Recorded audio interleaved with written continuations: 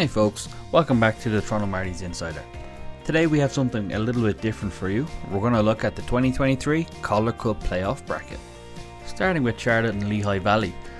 We believe that Charlotte might have enough just to get it done. They ended the season with a run of 4-4-2.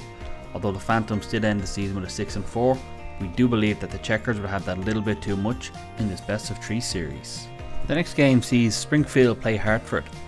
We think Hartford might be able to get this one done, considering the rich vein of form that they're in.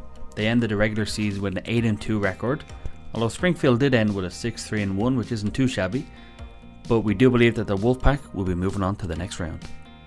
The first of the divisional semi-finals in the Atlantic sees Providence take on Hartford, and although we would love to see Hartford make a deep playoff run, it's hard to look past Providence considering how dominant they've been in their division this year. Our guess is Providence in 4. The other divisional semi-final sees 2 take on 3 as the Hershey Bears play the Charlotte Checkers. Much like Providence on the other side of the bracket, we think Hershey will have too much for Charlotte and will sweep them in 3. Our Atlantic Division final sees the top 2 seeds play each other, which shouldn't be too much of a surprise considering how dominant they both were this season. We can see Providence getting this one done in 5. In their previous meetings this year, Hershey failed to register a single win against the Bruins, and although we can see them sneaking 1, maybe 2, we don't think they could stop the Bruins from moving on to the conference finals. Moving on to the North Division now, Utica take on Laval in the opening round, and although Laval have had a good year this year, it's Utica in 2 for us. The Toronto Marlies would then take on Utica in the first divisional semi-final.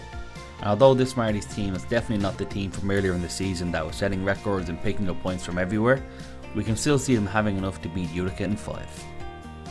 The other semi-final will also be a close affair between the Crunch and the Americans.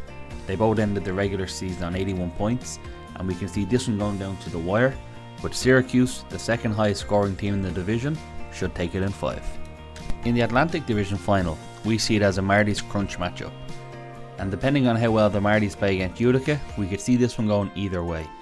If the Marlies from earlier in the year show up, we see them taking it in 5, but if the Marlies from the past couple of weeks show up, it could be a sweep for Syracuse.